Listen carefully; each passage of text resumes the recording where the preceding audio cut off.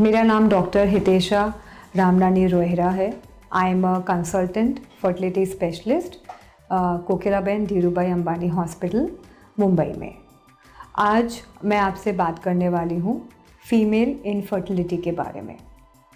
हमें पता है कि इनफर्टिलिटी जो वर्ड है उसका मतलब ये होता है जब भी कोई couple male and female baby के लिए ट्राई कर रहे होते हैं और 1 साल तक जब वो ट्राई करते हैं और उन्हें जब कंसीव नहीं होता है तो उस कपल को हम लोग इनफर्टाइल कपल बोलते हैं।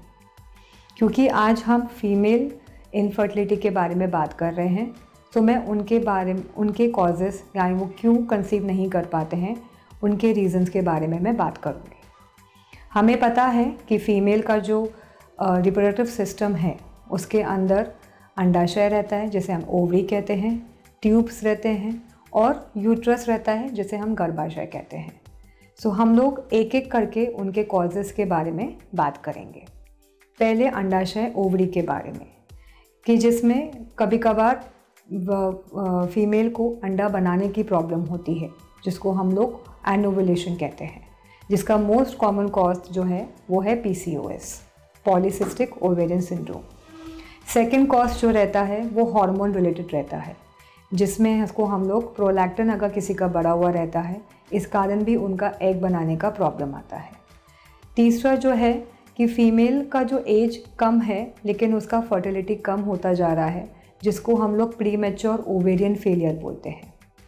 तीसरा होता है एंडोमेट्रियोसिस, जिसमें ओवरी के अंदर बने जो हमारा ब्लड रहता है उसके सिस्ट बनना चालू हो जाते हैं और वो धीरे धीरे उनका फर्टिलिटी डिक्लाइन होता जाता है। अब हम ट्यूब्स के बारे में बात करते हैं। ट्यूब्स उनके ब्लॉक हो सकते हैं क्योंकि पहले कभी कोई उनको इन्फेक्शन रहा होगा या पहले कभी उनके ट्यूब्स के ऊपर किसी भी चीज़ का सर्जरी हुआ होगा, इस कारण वो कभी कभार ट्यूब्स ब्लॉक हो जाते हैं। तीसरी चीज़ यूट्रस पे आते हैं हम लोग, गर्भाशय। उसमें भी अगर पहले कभी किसी का DNC हुआ है या सफाई हुई है यूट्रस की तो उसके कारण उसमें स्कारिंग हो जाती है और वो बच्चा कंसीव करने में प्रॉब्लम होता है। कभी कभार यूट्रस का शेप बाय बर्थ भी एबनॉर्मल रहता है, जैसे T शेप्ड हुआ, आर्कोएट हुआ, उसका करेक्शन करना पड़ता है।